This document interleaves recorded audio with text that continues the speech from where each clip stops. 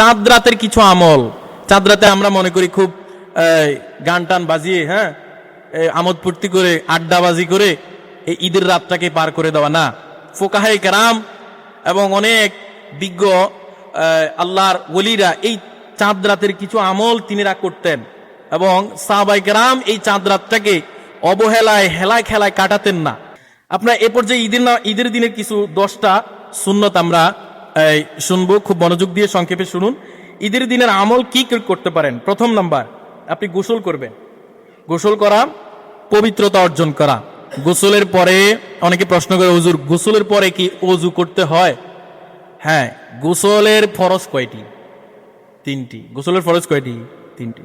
1 নম্বরে কুলি করা, 2 নম্বরে নাকে পানি দেওয়া, নাক পরিষ্কার করা, আর 3 নম্বর হচ্ছে পুরাপুরি শরীর ভালোভাবে ধৌত করা। যেভাবে করলে আপনার অপবিত্র থেকে পবিত্র হতে পারবেন। তো এই গোসলের 3টি ফরজ যে আদায় করবে তার ওযু লাগবে না, তার ওযু হয়ে গেছে।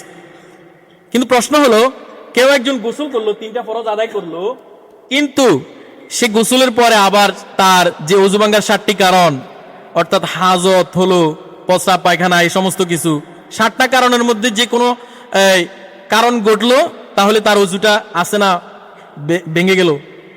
ভেঙে গেছে, ওযু আবার করতে হবে। কিন্তু গোসলের পরে ওযু রাখা যায় যদি সম্ভব, তাহলে আপনার ওযু আছে, ভিন্ন করে ওযু করতে হবে না। আবার প্রশ্ন হচ্ছে, হুজুর যদি ওযু করে, হ্যাঁ ঠিক আছে, যদি ওযু করে তাও উত্তম। ওই যে একটা কথা আছে না, সোনাই সোহাগা, ওই ভালোর উপরে ভালো। গোসলের পর আবার কেউ ওযু করতে চাইলে আপনি করতে পারবেন, এটা দোষের কিছু নেই। তো প্রথম নাম্বার গেল। 2 নাম্বার, সুন্দর ও উত্তম পোশাক পরা। দেখুন, ঈদের দিনে কিছুক্ষণ আগে যেটা বললাম, ঈদের দিনে নতুন পোশাক পরতে হবে এটা কথা না। উত্তম পোশাকের কথা হাদিসের মধ্যে এসেছে যে আপনি উত্তম পোশাক পরবেন, পরিধান করবেন। আপনার কাছে সবচেয়ে যেটা উত্তম ভালো, সেটা এখন থেকে ধুয়ে মুছে পরিষ্কার করে আয়রন করে রেখে দেন। ঈদের দিন এটা গায়ে দিয়ে আসেন, ঈদের দিনে হাসি মুখে থাকবেন। আর আপনার পোশাক যদি পরিষ্কার হয়, তখন আপনার প্রথম যেটা হবে সেটা হচ্ছে আপনার মনটা ভালো থাকবে। কি ভালো থাকবে? মন ভালো থাকবে। 2 নাম্বার গেল। 3 নাম্বার, ঈদগাহের মধ্যে এই ঈদুল ফিতরে কিছু খেয়ে যাবেন, মিষ্টি জাতীয় খাবার। হাদিসে এসেছে, হযরত আনাস রাদিয়াল্লাহু তাআলা থেকে বর্ণিত, তিনি বলেন রাসূলুল্লাহ সাল্লাল্লাহু আলাইহি ওয়াসাল্লাম ঈদগাহে যাওয়ার আগে তিনি মিষ্টি জাতীয় কিছু খেতেন, বিশেষ করে খেজুর খেতেন। এখন রমজান গেল, অনেকের ঘরে খেজুর আছে না নাই? আছে। খেজুর খেয়ে যাবেন। আরেকটা হাদিসে আছে তিনি বেজোড় খেজুর খেতেন, 3টা 5টা এরকম বেজোড় খেজুর খেয়ে আপনারা ঈদগাহে যাবেন। সাথে সেমাই খাওয়া যাবে না? প্রশ্ন আছে ভিতরে। হ্যাঁ খাবেন, মিষ্টি জাতীয় তো খাবেন, খেয়ে যাবেন। কিন্তু ওই কোরবানি ঈদটা একটু আলাদা, ডিফারেন্ট। 3 নাম্বার গেল। 4 নাম্বার, সদকাতুল ফিতর আদায় করবেন। অবশ্যই সদকাতুল ফিতর আদায় করবেন। আর 5 নাম্বার হচ্ছে তাকবীর। তাকবীর দিয়ে যাবেন, আল্লাহু আকবার আল্লাহু আকবার, এভাবে করে তাকবীর দিয়ে আপনারা ঈদগাহের মধ্যে যাবেন। আর এক রাস্তা দিয়ে যাবেন, অন্য রাস্তা দিয়ে আসবেন। এটা হচ্ছে 6 নাম্বার। 6 নাম্বার হচ্ছে আপনার এক রাস্তা দিয়ে যাবেন, অন্য রাস্তা বদলে সে রাস্তা দিয়ে আসবেন।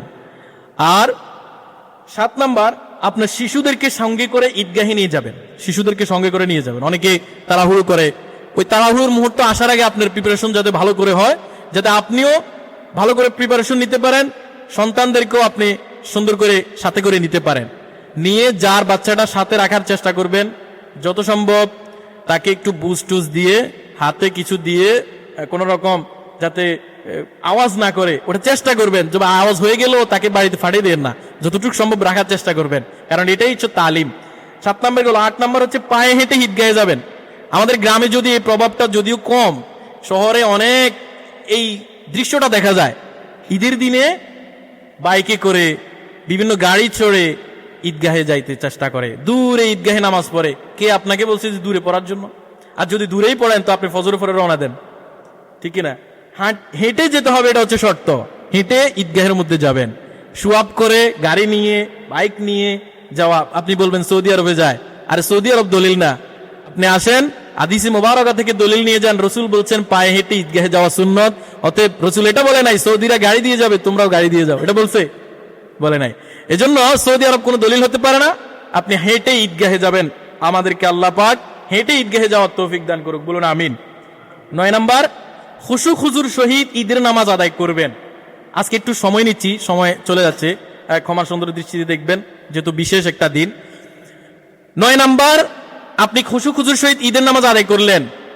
হযরতে আবু সাইদ খুদরি রাদিয়াল্লাহু তাআলা থেকে বর্ণিত, তিনি বলেন রাসূলুল্লাহ সাল্লাল্লাহু আলাইহি ওয়াসাল্লাম ঈদগাহের নামাজের, ফরজ নামাজের আগে কোনো নামাজ পড়তেন না। খেয়াল করবেন, ফজরের পরে ঈদের নামাজের ওয়াজিব নামাজ 2 রাকাতের আগে, এই মাঝখানে কোনো নামাজ নাই। কিন্তু ফরজ ঈদের নামাজের 2 রাকাত যে নামাজ আদায় করলেন, ঈদের নামাজের পরে আপনি বাড়িতে এসে, ঈদগাহে থেকে বাড়িতে এসে 2 রাকাত নফল নামাজ আদায় করবেন। এটার খুবই গুরুত্বপূর্ণ। 2 রাকাত নফল নামাজ আদায় করবেন, আপনার ক্লান্তি, স্বস্তি সবকিছু দূর হয়ে যাবে। আপনি আলহামদুলিল্লাহ জামাতে নামাজ আদায় করতে পারলেন, এটা একটা শুকরিয়া। তারপর 10 নাম্বার, আপনি যে কাজটা করতে পারেন, যা কালকে, আগামীকাল ঈদের দিন, 10 নাম্বার, আপনি ঈদগাহ থেকে ফিরে, এটা বললাম, খুশুর সঙ্গে নামাজ, ঈদের নামাজ আদায় করা, পরবর্তীতে এসে 2 রাকাত নামাজ আদায় করা, এটা হচ্ছে 9 এবং 10 নাম্বার। এই 10টি আমল আমরা ঈদের দিনে করব।